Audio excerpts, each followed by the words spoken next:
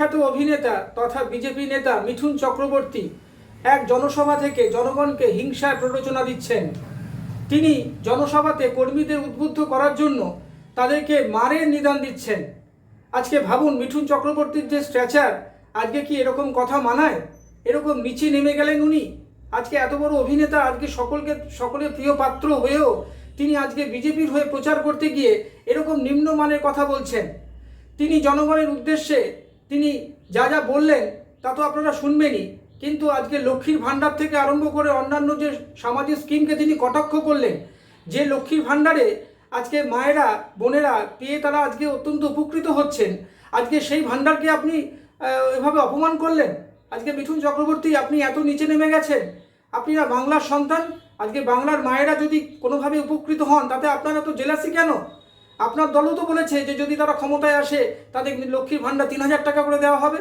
তবে আপনি কি করে লক্ষ্মীর ভাণ্ডারকে অপমান করলেন, তাচ্ছিল্য করলেন? আজকে মিঠুন চক্রবর্তীর মতো এরকম একজন বড় মাপের অভিনেতাকে এটা কি কখনো মানায়? আপনার মুখে কি এটা শোভা পায় যে মার করতে বলছেন, মার দিতে বলছেন, লোককে হিংসা প্ররোচনা দিচ্ছেন? এরপরে যদি কোনো রকমের কোনো আজকে সংঘর্ষ হয় তার জন্য দায়ী আপনি কি হবেন? দেখুন মিঠুন চক্রবর্তী কি বললেন জনসভা থেকে। পশ্চিমবঙ্গ এইবারে তৃণমূলের বিসর্জন অনিবার্য। তৃণমূলের বিসর্জন হবেই হবে এবারে। সেই জন্যই ঘুরে বেড়াচ্ছি, লোককে বোঝাচ্ছি। তার কারণ হচ্ছে এটাই যে আমাদের সবাইকে এক ছাতার নিচে আসতে হবে।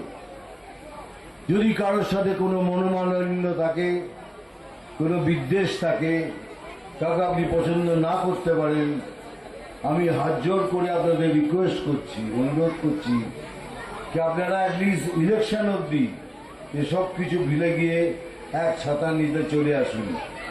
আমরা যদি একসাথে লড়ি তাহলে আমরা জিতবো, আর নিশ্চয়ই জিতবো। দ্বিতীয়ত, মার খেয়ে বাড়ি আসবেন না, মার খেয়ে বাড়ি আসবেন না। ওরা যেভাবে আপনার সাথে ব্যবহার করবে ঠিক সেইভাবে আমরাও তাদের সাথে সেই ব্যবহার করব।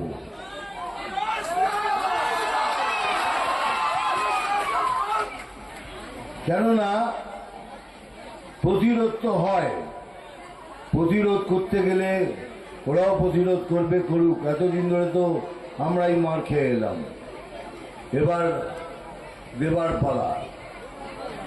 সেই জন্যই বলছি, যারা যেভাবে ব্যবহার করবে আমরা ঠিক সেইভাবে ব্যবহার করব। এইখানে সব আমার দিদিরা বসে আছেন, বোনরা বসে আছেন, এদিকেও আছেন, সবাই এদিকে। সবাইকে বলছি, যেভাবে লড়ছেন সেইভাবেই লড়বেন, লড়াই যেন ছেড়ে দেবেন না। আমাদের ভিডিও ভালো লাগলে লাইক ও শেয়ার করুন, কমেন্ট সেকশনে গিয়ে জানান আপনাদের মতামত। আরও ভিডিও পেতে চ্যানেলকে সাবস্ক্রাইব করুন। প্রতি মুহূর্তে খবরের আপডেট পেতে প্রেস করুন বেল আইকন।